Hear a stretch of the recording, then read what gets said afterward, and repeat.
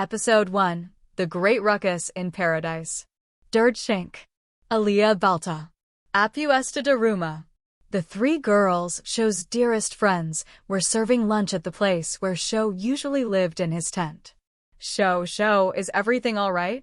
Hey, is this what you call a situation? The air is heavy. As the girls mumbled to themselves, Sho felt terribly uncomfortable. The reason for this was that the cute-looking girl he had just met in the bathroom was sitting across from him, looking apologetic. Well, Sho? Is there anything you want to tell me? This was because next to her was Palti Jurai with a terrifying smile on her face. Sho was sitting there in a cold sweat from earlier. Oh no, that's not right. I used the bathroom without permission. So, could you please shut up, Karusha? I'm asking Sho. The girl whose name Palti called, Karusha Zokiru, seemed to be trying to protect Sho. However, Palti's powerful smile made her teary-eyed and shrunken. Hey Palti, but I'm sure Sho didn't do it on purpose either. Hey, don't do that, Dird. Don't provoke Palti now. I'm sorry, Sho. Karusha. We don't have anything to do with it. No. I'm sorry for the trouble I've caused you. Aliyah stopped Dird, who tried to stop her, and Apuesta looked crestfallen, to which Karusha bowed her head apologetically. In fact, all four of the girls had known about the existence of Karusha for a long time, only Sho hadn't known of her. Look, Sho, even if it's just a coincidence, it's not good manners to open the door without checking to see if anyone is in. No, because everyone was over here, and I didn't think anyone would be using that bathroom. Sho?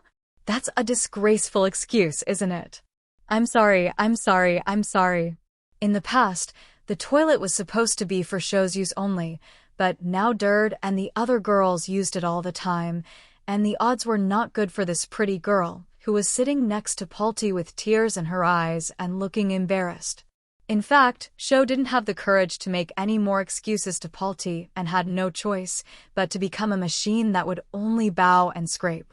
Seeing him, Aliyah muttered, I feel sorry for you, Sho. Palti glared at Aliyah, and she quickly looked away. Dird noticed her presence and called out, Sensei's back. Welcome back. At those words, everyone looked up. Naturally, it was Myron who had returned. Humph. Hey, food. Bring me some rice, you guys. Ignoring Dird's words and the atmosphere, Myron sat down beside Sho, crossed her arms and said gruffly, Yes. The girls looked at each other and laughed. Dird immediately put a large bowl of rice in front of Myron.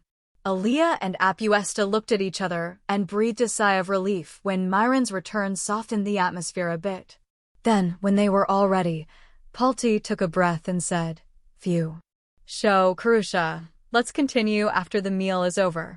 The food will get cold. With that comment, Sho and Karusha finally loosened the thread of tension that had been holding them back and relaxed their hearts. Finally, everyone said thanks for the meal and began to eat, but Myron began to eat at a very fast pace as if to relieve her frustration. Myron held out her bowl to Sho with the same vigor, probably finally calmed down now that she had something in her stomach. It was then that she noticed the girl sitting across from Sho. Oh, Karusha? What are you doing here? Oh, that's... Yes, did you just notice that? Sensei, Palti took Myron's teacup, chuckling in exasperation. What's the matter? Your place is in the bushes, right? Is it okay for you to come out? Huh? You knew about her too? Sho was terribly surprised. Apparently, even Myron knew about Karusha. I don't care if you know her or not. She's been staring at me with a hot gaze from there ever since Shokuin came to this island. What? You really didn't notice? Yeah. To Sho's surprise, Karusha just turned her head away. Then, with lunch over, and P and Pio in a calm mood with their little squeaks in the incubator, Sho and the others resumed their conversation over a cup of barley tea. I'm Karusha Zokiru, again. It is nice to meet you at... Karusha introduced herself in a muffled voice and bowed her head. Sho also hurriedly returned her bow and said, "Oh, thank you. I'm Kakuma Sho." Seeing this, Aaliyah murmured, "Is it a matchmaking?" and chuckled. Sho and Karusha both turned bright red. Palti lightly patted Aaliyah on her head. Sho raised his head and looked again at the girl in front of him, Karusha. With her long, lustrous hair, she gave the impression of being a calm lady with a beautiful, innocent atmosphere. She was beautiful, but she also has a certain simple charm. That was how Sho saw her. Perhaps it was because he was lightly admiring Karusha that Dird happily announced, "Hey Sho, isn't Karusha beautiful? You know, Karusha used to be a local internet idol." "What? An idol?" Sho was surprised by this. Never in his wildest dreams did he think that he would have a close encounter of the third kind with a space idol active off the Earth in a toilet on the Earth. At the same time, he was very convinced that's why she was so beautiful. At Dird's introduction, Karusha waved her hand and hurriedly said, No, it's nothing like that. It's just that I've been on internet television, and I'm not that popular. And I'm not that popular at all." Perhaps embarrassed by Sho's gaze, Karusha's eyes wandered restlessly, still flushed and flickering. Aaliyah said, "Don't be modest, Karusha. Most of the people from outer space know you, so you must be pretty popular. You know, you even appear on Federation TV once in a while." "Well, that's just because I do a lot of activities as a publicist for the guild. The truth is, I don't really like to be in the public eye." "I guess I can kind of understand," Apuesta murmured. She was also shy, so maybe she and Karusha had a little something in common. "I see. So that's why Karusha doesn't always come out of the bushes, huh?" Dird nodded as if she had gotten it off her chest, but Aaliyah quickly butted in. "Of course not, you silly queen. What kind of reclusive idol are you?" Because no matter how many times I invite her, she doesn't want to come out in front of Sho." "Yeah, that's..." Karusha glanced at Sho, and her face reddened even more. So why is she blushing now?" Sho thought about it. It seemed she had been watching Sho since day one. Before Myron moved in, Sho naturally had a lot of time to be alone. This was especially true at night, and there were no neighbors. At the very least, the area around the tent was almost like a private room for Sho, and because it was his room, there were many things that he didn't want people to see. What if she had seen all of those? What, Miss Karusha? Could it be? I'm sorry, please." She had already turned red and just slumped over.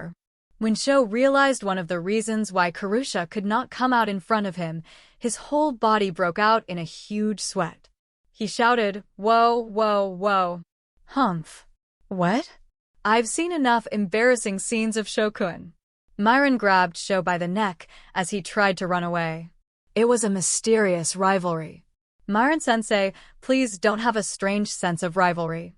It's okay. Karusha is a big girl at that age. She knows what she's doing and will naturally try to avoid looking at you. Right, Karusha?"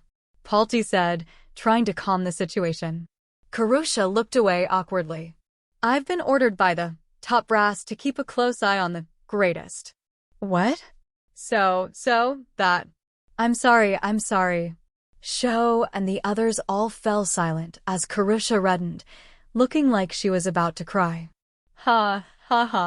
"Oh, me, wait." Sho tried to escape again, but Myron still held on to his neck. "Wait a minute. I'm not going to let you go." No. Please let me go." Sho moved his legs back and forth frantically, but he couldn't escape even Myron's one arm. "And? Will you tell me what you've seen so far and so thoroughly? We have all the time in the world. Come on. What is it that you saw?" "It's too early to be silly." Blushes. Sensei, you mustn't ask those things." After seeing the reactions of Dird and the others, Karusha blurted out, "That's a private matter, so I can't answer you." "Humph. Jesus, you're so boring." But. Then Karusha suddenly looked up and raised her tone of voice. Sho and the others all paid attention to her.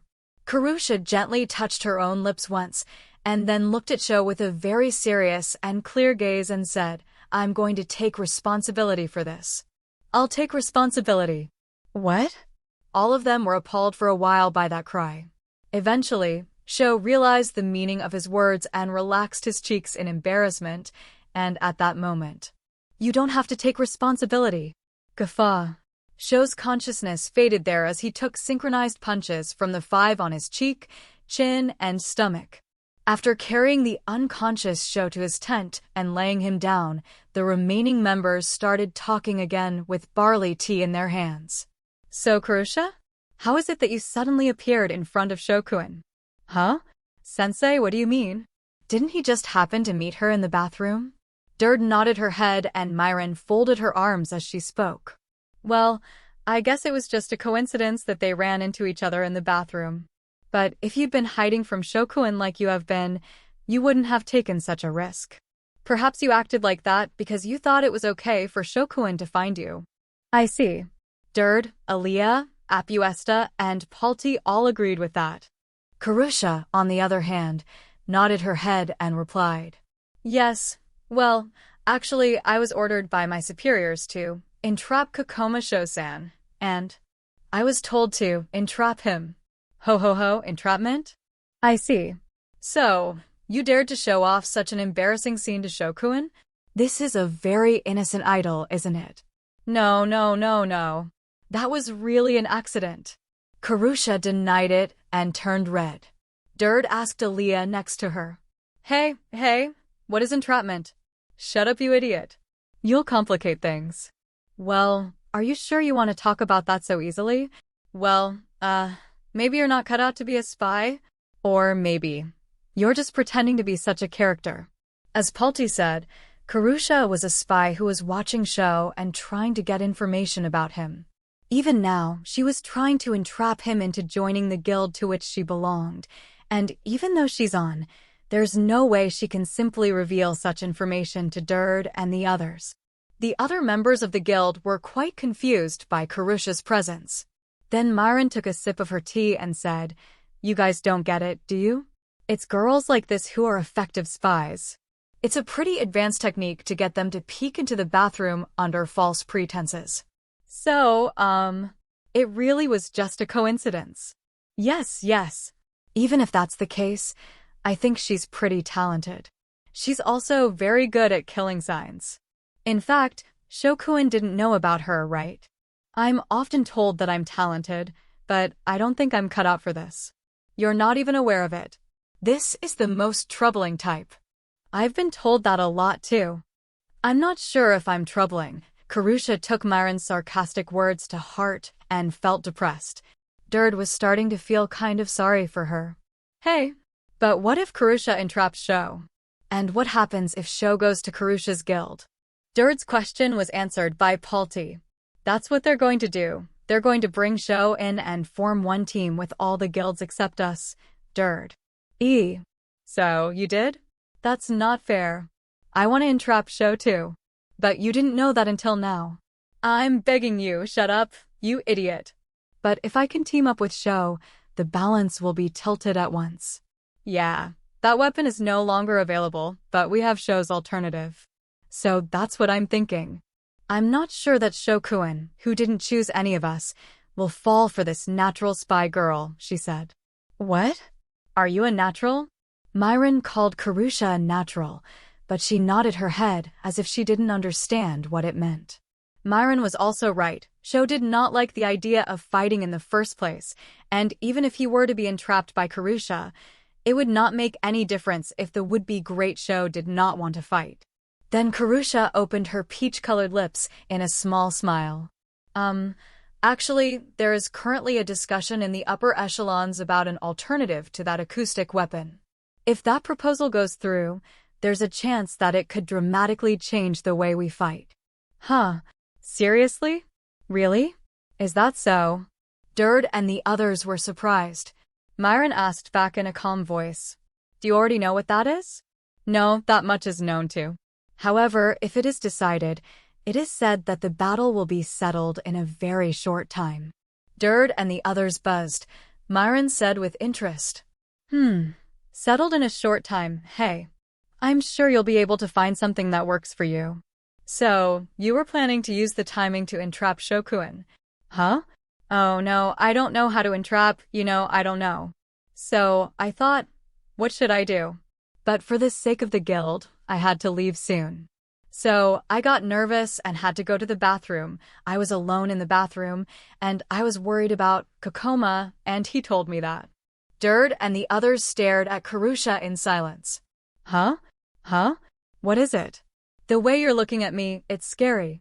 Karusha's eyebrows furrowed at the attention, though it was a look that contained all sorts of emotions for her that were far too honest.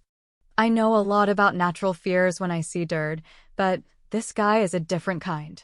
He's honest and he's a good kid, but Sho might turn into a terrifying little devil. The three of them gasped together, and Dird said, huh. Well, I don't know, but if we entrap him, Sho will come to the guild, right? Okay, then I'll entrap Sho. What? I've already told you that Sho will come to my guild. Well, maybe it's my place. No, it could be my place, Seeing Dird and the others exchanging such words, Karusha blurted out.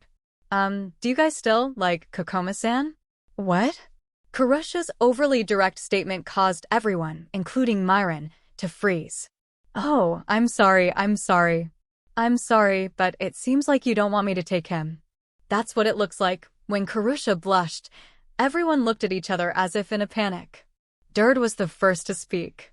Well, I like Sho, Of course, I like Aaliyah, Apuesta, Palti, Myron-sensei, Pai-chan, and Pio-chan too. What about you, Aaliyah?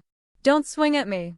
I mean, Dird's likes aren't exactly what Karusha is asking about, are they? I think of you as a close friend. Yes, next Apuesta. Anayo that. Apuesta's face turned red, and she turned her head. It was an obvious reaction. Well, Apuesta was quite fond of Sho from the beginning. Next, what about Palti? Yes, I think it would be preferable, but at this stage, well, it's not anything. However, I don't think any of your lordships have been this close to me in the past. You seem to be very likable there. What about Myronat? Me? Of course he's such an important pupil. He's renting me the land, and there's no way he's in love with me. There's no way. Dird peered curiously at Myron, who suddenly began to get upset. What's wrong, sensei? What's wrong with your face? Myron turned away from Dird's gaze and said innocently, Ahem. Oh! I have work to do, so if you'll excuse me. Myron said it so abruptly that it was unnatural and went back inside the cruiser house. It was apparent that she was running away. What? Sensei ran off. Hey. Myron seems to be very serious. Yeah. Well, that was kind of a cute reaction. With that, Dird and the others stared at the cruiser, then turned to Karusha, who was stunned. Then Aaliyah said, Why? Since you asked us that, we'll ask you too. What do you think of Sho? Are you seriously trying to entrap him? Well, that's... Karusha backed away as if frightened when Aaliyah approached her. Then she began to speak in hushed tones. It was the first time I had ever kept looking at one man so intently. At first, he seemed like a cute boy. I think he wasn't used to women very much. Now he's very aware of you and Myron, and he's confused, but he's slowly changing. Dird and the girls listened quietly to the story. It was the same regarding the fight. Kokoma, who at first seemed to be averse to fighting and hurting all of you, began to feel a friendship with all of you, and then he realized his wish to stop the fighting, albeit in the form of a stalemate. I think he's a very, very fine man. No one had asked that much, but Dird and the girls had seen the kind look in her eyes as she talked about Sho and had guessed how she felt. Perhaps noticing their gaze, Karusha bowed and said, Oh, I'm sorry. As she blushed all over. In the warm air, Palti coughed deliberately and clapped her hands to get everyone's attention. Well, wow, we have our own situations, and we're at war right now. Besides, considering that Sho is an earthling, we're going to have to shelve this matter for a while. At that, Dird, Aaliyah, Apuesta, and Karusha all nodded. Yeah, that sounds like a good idea. So, wow, I guess I'll go back to my position. Karusha stood up, bowed to everyone, and headed back towards the bushes. Watching her, Aaliyah said, "Hey, that girl definitely brought up that topic on purpose, didn't she? She's a devious natural." "Yeah, I think she's going to be a tough opponent for different reasons than Dird." Aaliyah, Apuesta, and Palti all had complicated looks on their faces, but Dird said innocently, "What is a devious natural?" and was ignored. Meanwhile, around that time, behind a large waterfall on Banjo Island, there was a large space created by erosion. "Hey, I'm sorry I'm late." Mike, out of breath, appeared at the spot. Sho's classmates were all there, except for Sho and the girls, who all gasped at Mike's appearance, as if to say, "Finally." Ha ha, Mike opened his mouth with a light laugh. "It's hard to come here without a guardian, even if it's to keep Minamata from knowing about it. It's inconvenient to live without a guardian. That's because you've been holed up watching all those videos. You should exercise a little and get stronger." Ha ha, that's quite a statement you've come to make, Ichiro. Mike slapped Ichiro on the back, and Ichiro just chuckled tiredly. "Actually, the reason I was late was because of a long lecture from the top." "Sorry, guys." One of the boys laughed back at that. "Haha, it's you anyway, so you probably made up some weird excuse. You should just shut up and nod at the old man's complaints." "Well, I've been saying from the beginning that it's easy to tell with a little bit of intuition that all the guilds except for Dird and the 4 others are in collusion. Not to mention the fact that the organizer is that lady from Jirai. And yet, well, all guilds are short on talent, and even the top is a bunch of old middle managers who are just as poor as we are. Don't say too much about it." Another man and woman entered the conversation between Mike and the boys.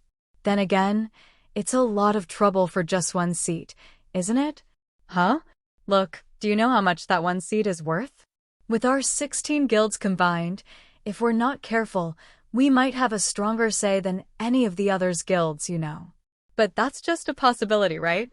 Well, calm down. Anyway, what did you conclude about Mike's place?"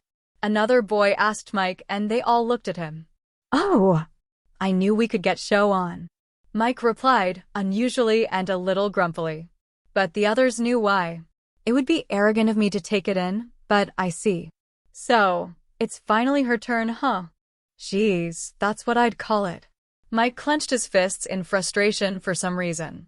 In fact, there was a well-known local net idol there on the staff of Mike's camp.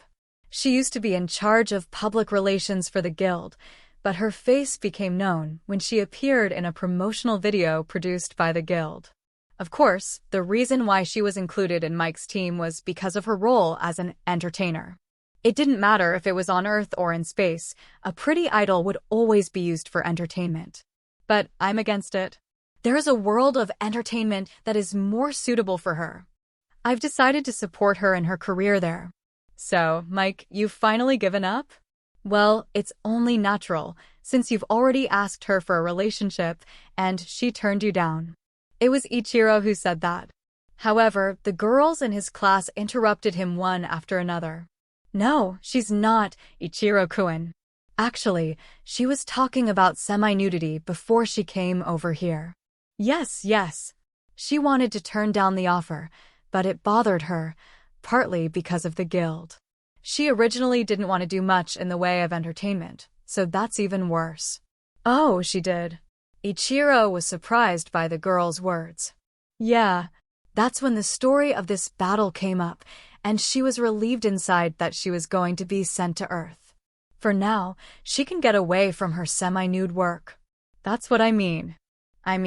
Mike wants her to go back to show business at." All the classmates giggled and stared at Mike in unison. The girls looked at him with such disdain that Mike winced. "Mike, what kind of a prick are you?" "No, Ichiro. You guys are wrong about me too. I'm not going to say that I don't love her. I do love her. It's not that I want to see her semi-nude and embarrassed. It's not that I don't want to see her semi-nude." A look of disdain that grew even stronger. "I've dug a grave. You guys know a lot about her, don't you?" the girl said to Mike, who had calmed down a bit. Well, she's been asking me about a lot of things, like Mike asking me to swim with him and recommending weird bathing suits. He said he wanted to keep a picture of us as a reminder of our youth and encouraged us to undress. Mike, you're a really straightforward guy. I respect you in a way. Gare. Hey, you guys. You can't talk to me like that. If you want to get Sho on your side, you're going to need the help of my guild, and, by extension, me. It's not so much Mike's power as it is hers, though. Yes, you're right, Ichiro-kun. She's Mike's boss, isn't she? Shouldn't Mike be the one who should be more humble? Gun-nu-nu-nu-nu. That's true, but... Ugh. There's no need for everyone to get together and bully me like that. Mike finally lost his patience and slumped to the ground. His classmates couldn't help but laugh at him. Ichiro, representing all of them, approached Mike and patted him on the shoulder.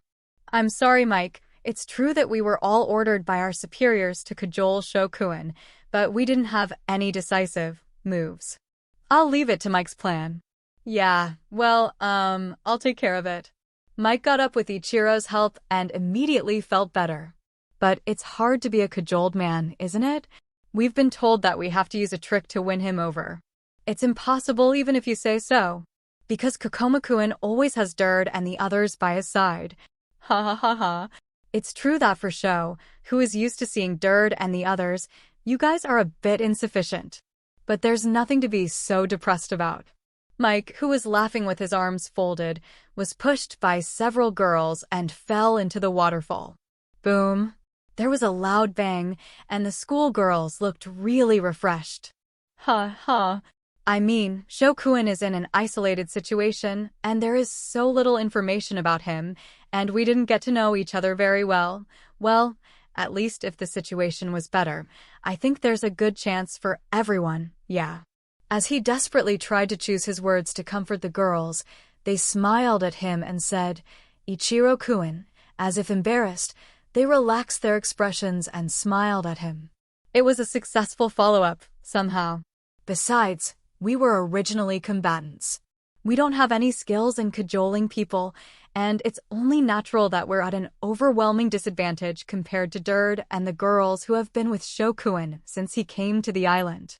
That's true.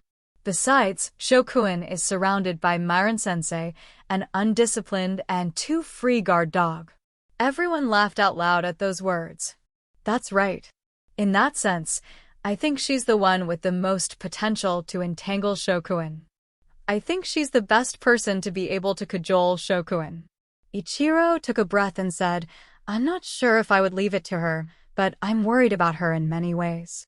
That's right. Ichiro and the others were troubled. From the waterfall basin, a poor man's voice called out, It's so cold. But no one even tried to help him. Oh my God, really, I've had a bad day. That night, when Sho woke up from his fainting spell, Dird and the girls apologized to him and went back to their respective homes for the day. After that, Sho, exhausted both physically and mentally, slept early in the tent with P and Pio, but woke up to urinate, and then went to the toilet on the cliff alone. Okay, I won't make the same mistake again. Arriving at the toilet, to avoid a major incident like the last time, he knocked on the door to make sure there was no response before going in and finishing his business. Then, as he was coming back towards his tent, Sho suddenly looked towards the bushes. There was no sign of Karusha anywhere, not even a hint of her. Perhaps it's because he was now living in a tent, but he'd become quite sensitive to the sounds and signs of animals passing nearby. This was due to the vulnerability of the tent, which was only a piece of cloth, even though it was a place to live and protect oneself. But even though his senses must have been further honed through the battles with the girls, he didn't even notice that Karusha was nearby. Is she really here? Sho stared at the bushes that Myron had said were Karusha's fixed position, but he couldn't seem to find anyone there. Karusha-san? Are you there?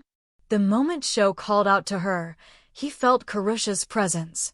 Rustle, rustle. Huh.